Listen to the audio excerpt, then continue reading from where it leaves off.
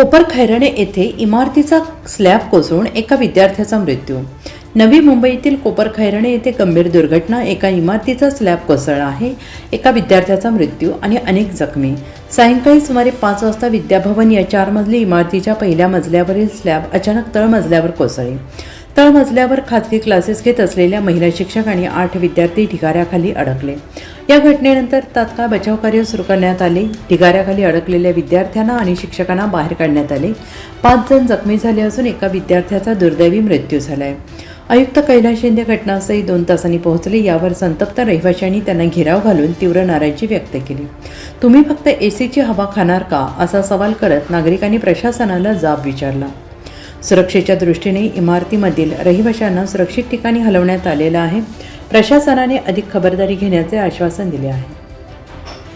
जे Vidyabhavan cooperative housing society आहे कोपरखैरणेमधली, इथे एक G+3 इमारत आहे आणि त्या इमारतीमध्ये जवळ बघितलं तर 31 फ्लॅट्स आहेत आणि ग्राउंड फ्लोअरला एका श्रीमती श्यामली चौधरी ह्या ट्युशन घेत होत्या. त्यांच्याकडे जवळ 12 विद्यार्थी ट्युशनसाठी होते आणि त्या ग्राउंड फ्लोअरचा जो खालचा फ्लोअर आहे त्याच्या वरचा फ्लोअरचाच पूर्णच जो काही मला आता जो मी फोटो बघितले तर त्याच्यातून पूर्णच स्लॅब जो आहे तो पूर्ण खाली मुलांच्या तिथे अंगावर पडल्याचं आहेत आणि एक जो मुलगा आहे एक मुलगा थोडा गंभीर जखमी आहे. अजून मला वाशी हॉस्पिटलला त्याला दाखल केलं आहे. शिक्षिका आहे वाशी हॉस्पिटलला आहे. मी आता तिकडेच जाणार आहे. बाकीची जी आहेत ती लायन्स हॉस्पिटलला 2 आहेत, शिलिशन हॉस्पिटलला आहे, अपेक्स हॉस्पिटलला काही नेले होते, परंतु त्याच्यामध्ये असे काही गंभीर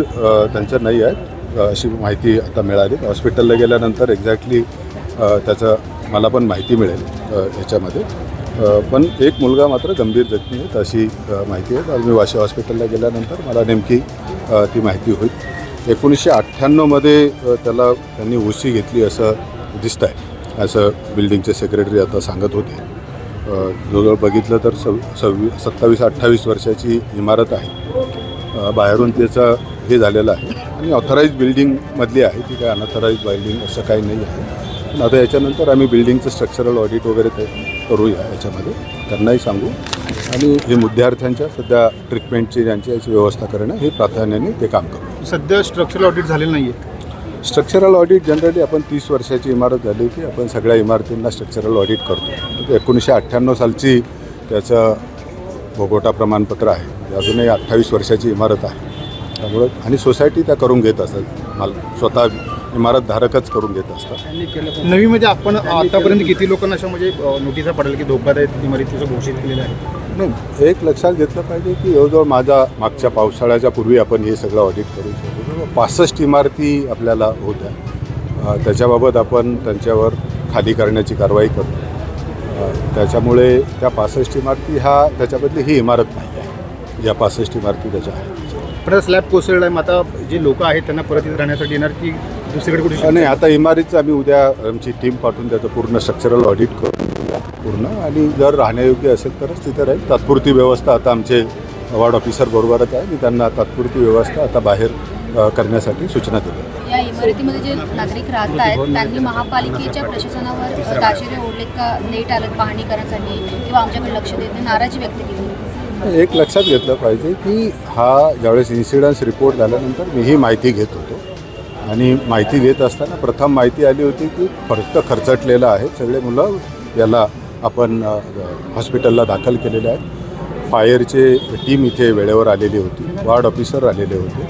त्यामुळे जे ग्राउंडवर जे काम करणारी यंत्रणा आहे ती महत्त्वाची असते. आम्हाला ज्यावेळेस नंतर लक्षात आलं की गंभीर काही अजूनही आहे, त्यामुळे महापौर आहेत, आमचे उपमहापौर आहेत, मी आहे, स्वतः आम्ही सगळेच जागेवर आलेलो आहोत.